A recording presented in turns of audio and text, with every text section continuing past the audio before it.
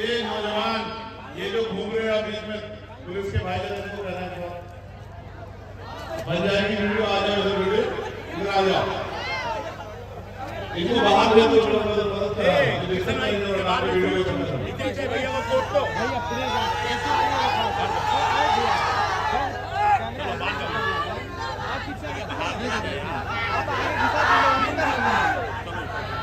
शांत हो जाओ, आप अनुशासन बनाओ, धैर्य से बैठ जाओ।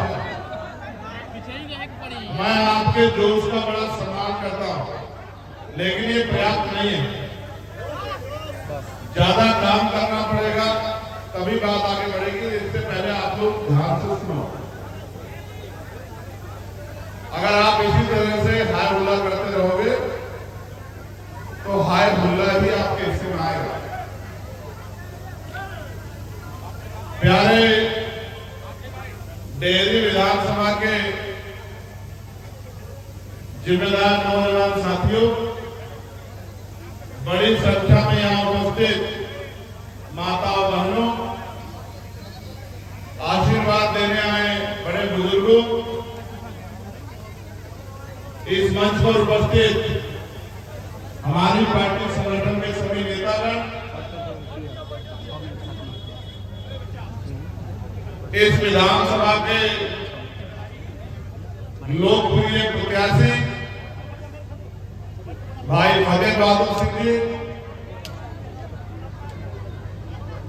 प्रदेश के बाहर से यहां आकर पार्टी के लिए दिन रात मेहनत कर रहे पार्टी संगठन के सम्मानित नेतागणों, पुलिस के मेरे भाइयों, पत्रकार बंधुओं, भाई दीपक कुशवाहा जी, कृष्णा आनंद जी, सोनू खान जी, दानिश खान जी, जावेद अंसारी जी, गोल्डन पासवान जी, रवि राजा जी, चंद्रेश भारती जी, राहुल पासवान जी, दीपक कुमार जी, गुड्डू खान जी, मुबारक अंसारी जी, धनंजय सिंह यादव जी, मुबारक खान जी, कुलवंत आजाद जी और भी बहुत सारे सम्मानित नेतागण, भाई मुमताज जी, सत्तार भाई, चंद्रमणि जी, तमाम हमारे साथी जो यहाँ काम कर रहे हैं, हिमांशु जी, अनिल जी, कमल जी, ये चुनाव डेहरी का जो चुनाव है, मैं पूरे प्रदेश में कहीं जाता नहीं जाता, मगर डेहरी आने का मन मेरा था खुद से। उसके पीछे कारण है, मैं अपनी बात को शुरू करते हुए, क्योंकि ये तथागत बुद्ध के ज्ञान की धरती है जिसको हम लोग बिहार कहते हैं, और मैं जहां से आया हूं वो उत्तर प्रदेश, वो धरती है जहां तथागत बुद्ध ने जन्म लिया और जहां महामानव तथागत बुद्ध का परिनिर्वाण हुआ। सिद्धार्थनगर और कुशीनगर की वो धरती वो उत्तर प्रदेश का हिस्सा। मैं उन तमाम संतों गुरुओं और महान पुरुषों को नमन करता हूं जिन्होंने मानवता के विचार को आगे बढ़ाने के लिए तमाम तरह के प्रयास किए। और क्योंकि चुनावी समागम है, लोकतांत्रिक व्यवस्था के सबसे मजबूत समय जहां जनता की जय जयकार होती, ये वो समय है जहां हर व्यक्ति किसी पार्टी का हो, किसी ओहदे का हो, वो जनता के एक व्यक्ति का सम्मान करता है। लोकतंत्र में वो समय ज्यादा दिन नहीं रहेगा। जैसे चुनाव खत्म हो जाएगा, लोकतंत्र का दूसरा स्वरूप भी आएगा। कौन सा? कि नेता आगे आगे और जनता पीछे पीछे। अभी जनता आगे आगे है और नेता पीछे पीछे। लोकतंत्र बड़ा खूबसूरत है, इसलिए खूबसूरत है कि अगर आप 10 रुपए का सामान खरीदोगे बाजार जाकर, उस 10 रुपए के सामान को खरीदते हुए आप 50 बार सोचोगे, पैकेट को बदल बदल के देखोगे कि कहीं ये सामान खराब जो सामान 10 रुपए का आप एक दिन यूज कर लोगे, 2 दिन यूज कर लोगे, 4 दिन यूज कर लोगे, 10 दिन यूज कर लोगे, लेकिन जब आप अपने 5 साल के भविष्य को सुनिश्चित करने के लिए, अपनी आने वाली नस्लों को इज्जत की जिंदगी दिलाने के लिए और अपने हक अधिकार सुरक्षित कराने के लिए जब आप वोट डालने जाते हैं जो करोड़ों रुपए से कीमती है, तो आप सिर्फ जाति धर्म के आधार पर वोट करते हैं, ना अपने मुद्दों को देखते हैं, ना अपने नेता को देखते हैं। और कई बार ऐसे लोगों को वोट कराते हैं जिनको चुनाव के बाद जिनके दरवाजे भी आप लांघ नहीं सकते, जिनकी बस्ती में भी, जिनके घरों में भी, महलों में भी आप घुस नहीं सकते। ये इतना खूबसूरत है लोग। आप 50 रुपए का सामान खरीदोगे, जैसे ये सेल अगर किसी ने खरीदा और ये सेल अच्छा नहीं है तो अपने 50 रुपए के लिए वो दुकानदार के पास भी वापस जा सकता है कि भाई आपका सामान अच्छा नहीं था।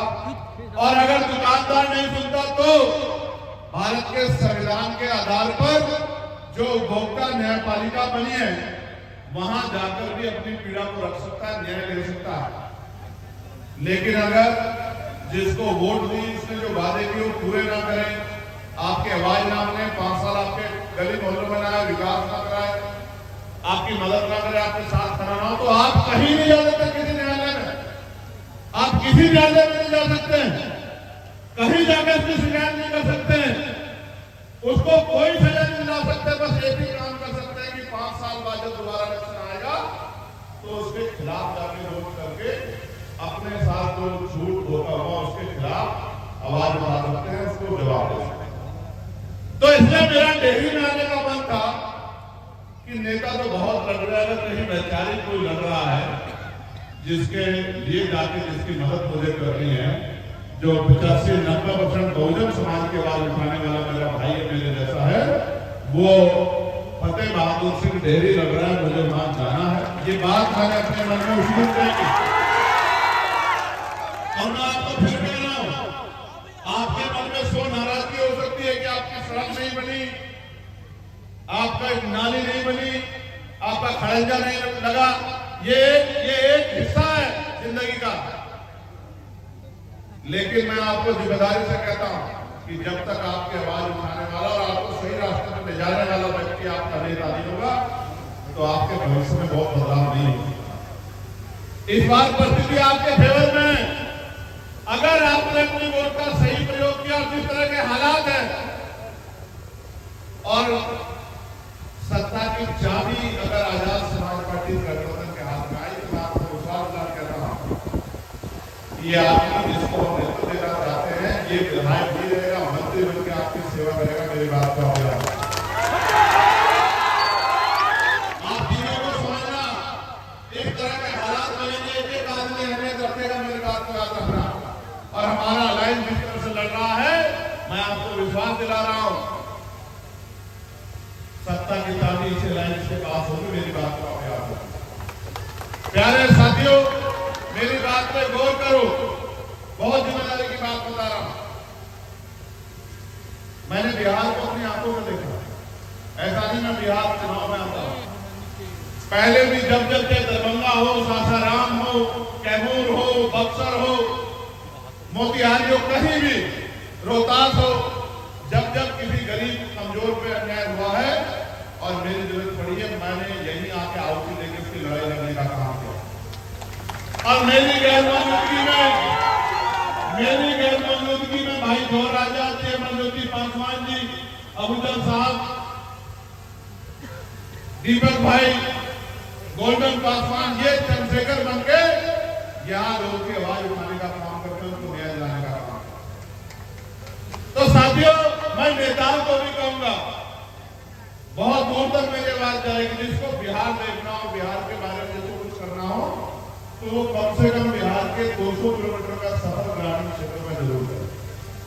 उसको पता लगेगा कि बिहार असल में बिहार की गाँव में और क्या हालात है शहरों में, दिल्ली से निकल कर है, आप देखो।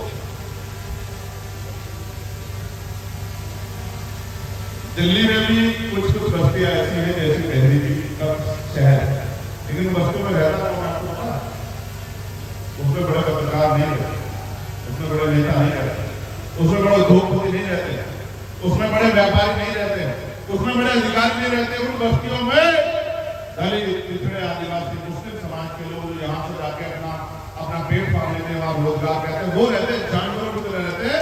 जिस तरह आप यहाँ जीवन व्यतीत कर रहे हो, अपने जीवन को बचाने के लिए बहुत सारे लोग देश के कोने कोने से अपने बस्तियों में रहते हैं। वो भी दिल्ली का एक हिस्सा है जहाँ विकास तुम तक नहीं, जहाँ आज भी पानी नहीं मिलता पीने के लिए, साफ पानी नहीं मिलता, जहाँ टैंकर से पानी आता कई कई दिन रखना पड़ता है। और बिहार को मैंने खुद देखा, मैं भी बिल्कुल पीछे एक कस्बा पड़ा था जहां मैं था। कौन सा कस्बा था? जान रहा दाऊद नगर। चुनाव चल रहा है, एक एक घंटे तक गाड़ी नहीं निकल पा रही है। इस तरह के हालात है, ना कोई पुलिस का कर्मचारी मेरा भाई, न एडमिनिस्ट्रेशन के लोग, ना कोई पूछने वाला, ना कोई बताने वाला कहाँ सड़कें हैं, कहाँ गड्ढे हैं। 150 किलोमीटर का सफर 4 घंटे में हो रहा है।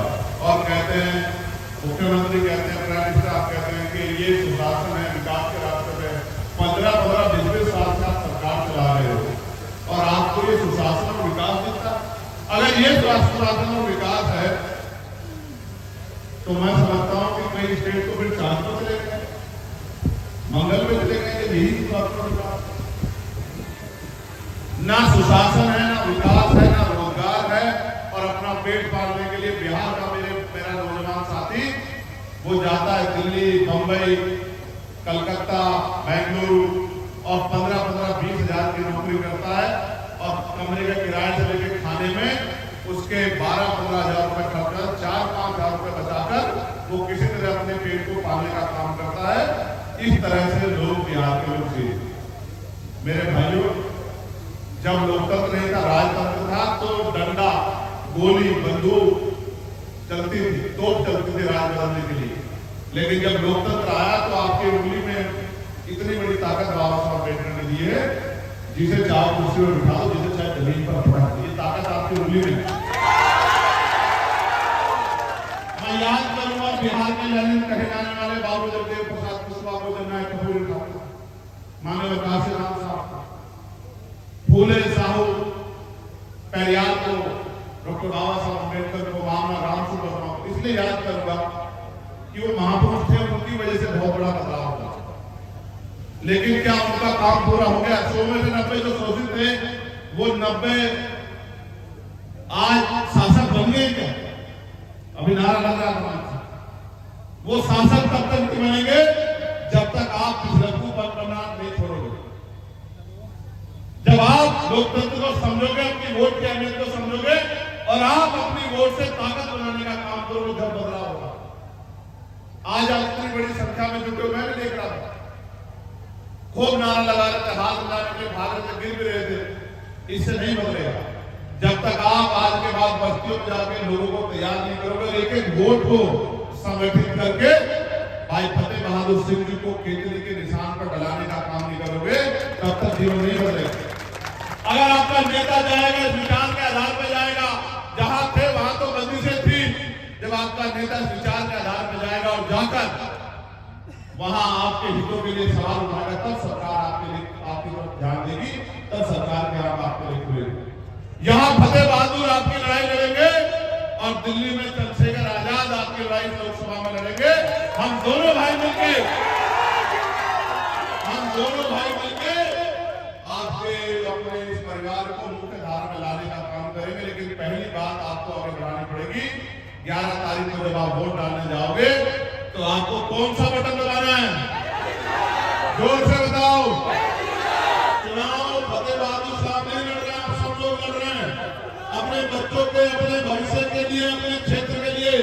तो इसलिए एक एक वोट को संगठित रखकर और केतली का बटन 11 तारीख को दबाना है। इस बात का सीधे अपने मन में करो नहीं करो बताओ। अब खड़े हो जाओ अपने पैरों पे, बहुत दिन हो गए तुम्हें बैठे हुए।